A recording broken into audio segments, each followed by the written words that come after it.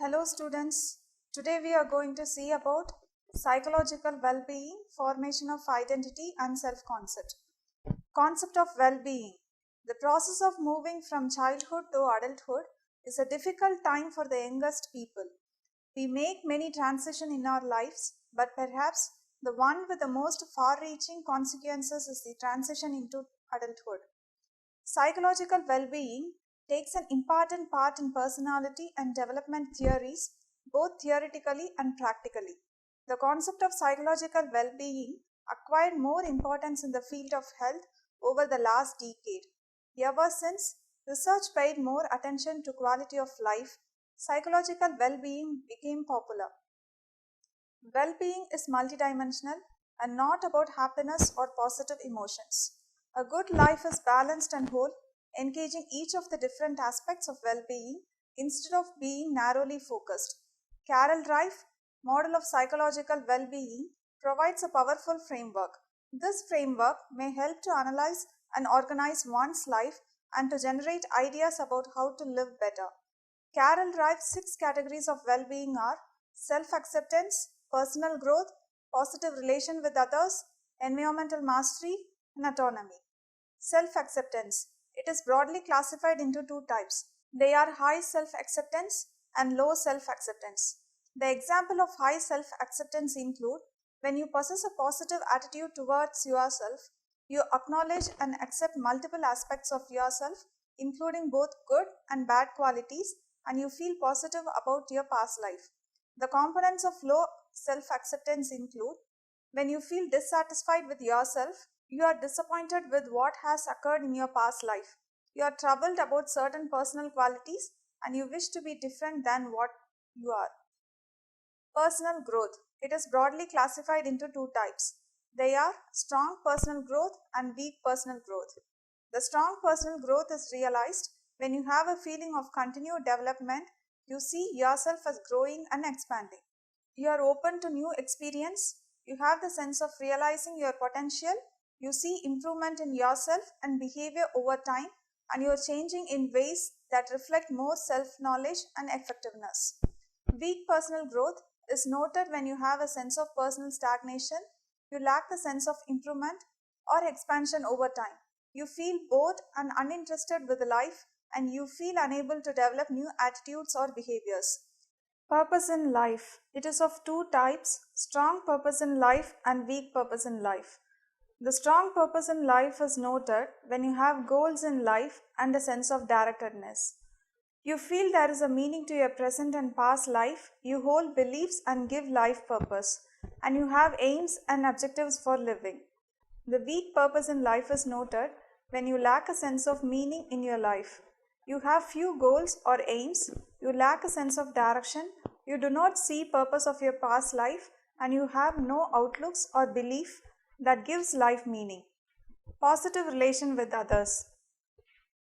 The strong positive relation is noted when you have warm, satisfying, trusting relationship with others, you are concerned about the welfare of others, you are capable of strong empathy, affection and intimacy, and you understand the give and take of human relationship. The weak relation is noted when you have few close, trusting relationship with others, you find it difficult to be warm, open and concerned about others, you are isolated and frustrated in interpersonal relationship, and you are not willing to make compromises to sustain important ties with others. Environmental mastery. It is classified into 2 types, high environmental mastery and low environmental mastery. High environmental mastery. You have a sense of mastery and competence in managing the environment. You control complex array of external activities and make effective use of surrounding opportunities, and you are able to choose or create context suitable to your personal needs and values. Low environmental mastery. You have difficulty managing everyday affairs. You feel unable to change or improve surrounding context. You are unaware of surrounding opportunities and you lack a sense of control over the external world. Autonomy. The two types of autonomy are high autonomy and low autonomy. The quality of high autonomy is noted. You are self-determining and independent. You are able to resist social pressures to think and act in certain ways. You regulate behavior from within and you evaluate yourself by personal standards. Low autonomy. You are concerned. Low autonomy. When you are concerned about the expectation and evaluation of others, you rely on judgment of others to make important decisions. You conform to social pressures to think and act in certain ways. Carol Reif has stated psychological well-being as consisting of 6 dimensions. She has designed self-report scales to assess individuals' well-being at a particular moment in time within each of these 6 dimensions. 3 to 12 items per scale validated version exist of the measure for the use in surveys, research, or other data collections. Individual responds to various statements and indicate on a 6-point Likert scale how true each statement is of them. Higher score on each on scale indicate greater well-being on that dimension. Formation of identity. Identity is an individual conscious description of who he is. Identity is a definition placed on the self. One's identity is assessed by asking the person to describe oneself. As individual identity is developed over time, it is constantly evolving and influenced by self-awareness. Self-awareness involves consciously knowing how the self thinks, feels, behaves, believes at any specific time. Your sense of identity refers to your knowledge of who you are. Identity always answers the question, who are you?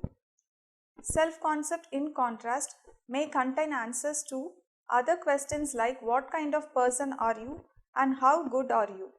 Identity may contain material that is not part of self-concept because identity is not fully contained inside the person's own mind. To explain this concept, an example can be cited. Newborn babies do not have self-concept, but they do have identities. They belong to a certain family.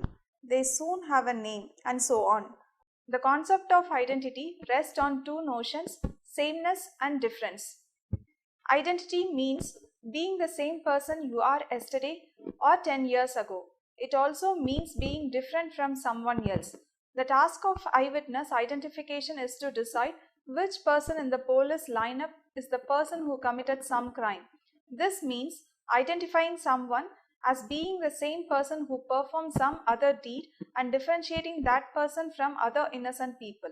Likewise, a campus identification card links your identity across time and you have the same card for over a period of time and differentiate you from other people. For example, you are permitted to use campus facilities that others may not use. Identity formation has been most extensively described by Erik Erikson in his theory of developmental stages, which extends from birth through adulthood. According to Erikson, identity formation, while beginning in childhood, gains prominence during adolescence. Adolescent identity formation. A teenager has at the beginning of high school is largely determined by his or her curiosity and openness, interest, willingness to learn, and susceptibility to change. On the other hand, a rich and diverse offer of activities both in the school environment and in the local community and also in the media, including the internet, creates an opportunity to acquire new competencies. This opportunity will expand knowledge about oneself and the world. These activities will enrich and modify the contents of self-beliefs and transforms the previously developed sense of identity. The knowledge he stored and the skill he acquired are instruments of getting to know oneself and the environment. Personality traits, including the level of social and personal identity, become particularly important in critical moments of individual's life. These moments, certainly between phases of life, especially between childhood and adolescence at the age of 10 to 12 or between adolescence and adulthood at the age of 18 to 20. These two key stages of transition from childhood to adolescence and from adolescence to adulthood involve numerous changes in physical well-being as well as in the quality of psychological and social functioning. They are accompanied by considerable changes in the closet environment, such as change of relationship with the family, new expectation on the part of family members, and new responsibilities towards the family, a change of school, and a change of mode of education. For example, from general to vocational or technical education. Sometimes a change of place of residence, taking up new forms of activity outside the family and school, and thus these changes are beyond the control of hitherto closet adults. In 2000, Arnett believes emerging adulthood, the period between the age of 18 and 30, to be a new phase of development between late adolescence and early adulthood. The criterion to distinguish these three stages of life is the fact of taking on social roles typical of adulthood. This is very rare in adolescence and fairly common in early adulthood, while the transition stages of emerging adulthood is marked by high individual diversity and high liability in this respect, leaving behind the dependency-based relationship with parents and significant others built since early childhood, but still not making relatively stable long-term commitments involved in taking on adult social roles. People in this transitional phase of life devote their time mainly to exploring the possible direction of life activity, engage in intensive exploration and sometimes intensively experiment mainly in the areas of social relations, work and ideology. It is not until about the age of 30 that relatively stable decision and commitments are made concerning partner relations, professional life and financial issues.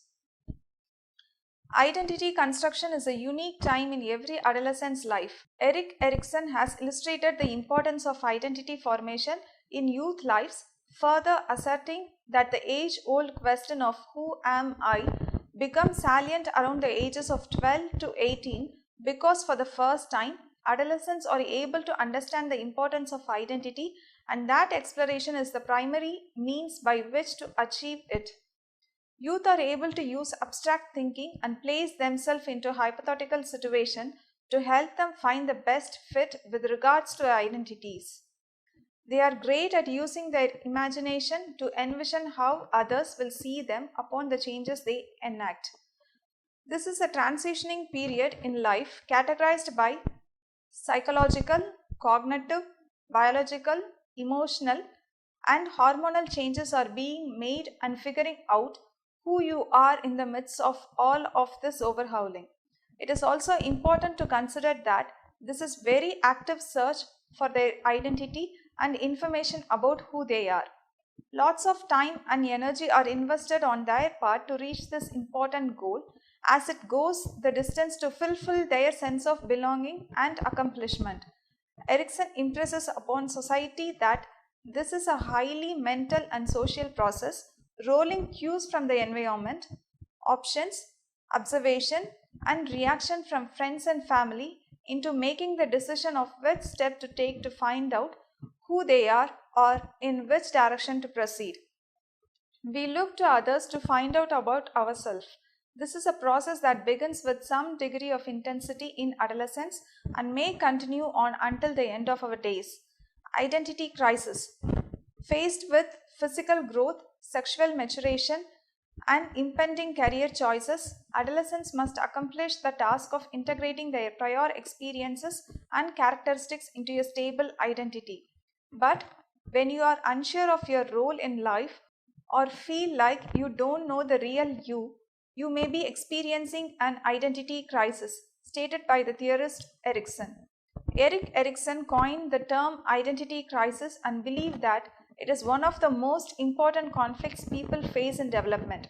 According to Erikson, an identity crisis is a time of intensive analysis and exploration of different ways of looking at oneself.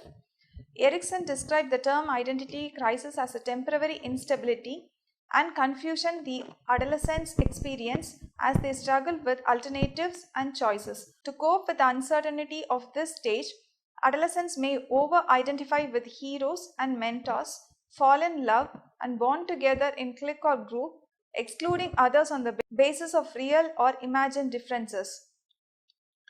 According to Erickson, successful resolution of this crisis depends on one's progress through previous development stages, centering on fundamental issues of trust, autonomy, and initiative.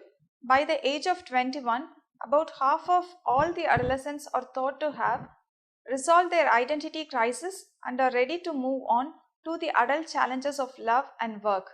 Others, however, are unable to achieve an integrated adult identity either because they have failed to resolve the identity crisis or because they have experienced no crisis.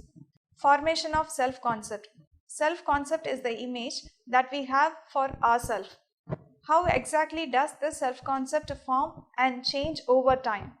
This image develops in a number of ways but is particularly influenced by our interaction with important people in our lives. Self concept is generally thought of as our individual perceptions of our behavior, abilities, and unique characteristics. It is essentially a mental picture of who you are as a person. For example, beliefs such as I am a good friend or I am a kind person are part of an overall self concept. Self concepts tend to be more flexible when people are younger and still going through the process of self discovery and identity formation. As people age, self perception becomes much more detailed and organized as people form a better idea of who they are and what is important to them. Components of self concept. A number of theorists have proposed different ways of thinking about self concept.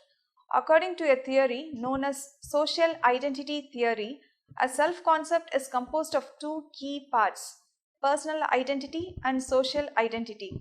Our personal identity includes such things as personal traits and other characteristics that make each person unique. Social identity includes the group we belong to, including our community, religion, college, and other groups.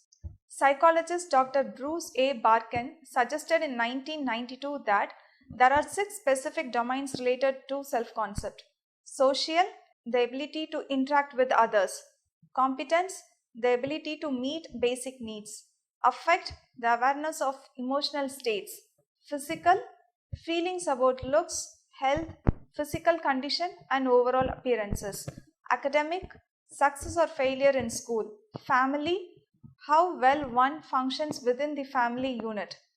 Humanist psychologist Carol Rogers believed that there were three different parts of self concept: self image, or how you see yourself. It is important to realize that self image does not necessarily coincide with reality. People might have an inflated self image and believe that they are better at things than they really are. Conversely, people are also prone to having negative self images and perceives an exaggerated flaws or weakness. For example, a teenage boy might believe that he is clumsy and socially awkward when he is really quite charming and likable. A teenage girl might believe that she is overweight when she is really quite thin. Each individual self-image is probably a mix of different aspects, including our physical characteristics, personality traits, and social roles. Self-esteem, or how much you value yourself.